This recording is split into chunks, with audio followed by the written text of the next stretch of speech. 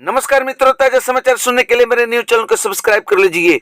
दिनेश लाल यादव निरहुआ गरजते हुए अम्रपाली दुबे को बोल दिए हैं कि अम्रपाली दुबे, तुम कल्लू के साथ फिल्म बनाई हो, ये बहुत खतरनाक बात है। तुम मेरी हीरोइन हो और मेरे साथ फिल्म बनाना है तुझको, और किसी हीरो के साथ मैं फिल्म नहीं बनाने दूंगा। तो अम्रपाली दुबे उसका जवाब देते हुए कड़ाके की बोली बोली है और गाली देकर बोली है अम्रपाली कि दिनेश लाल यादव निरहुआ जी, आप मेरे हीरो थे जब नेता नहीं थे, अब तो अभिनेता से नेता बन गए हैं। कभी आजमगढ़, कभी दिल्ली, कभी लखनऊ, कभी गोरखपुर भागते रहते हैं, और मैं क्या करूं।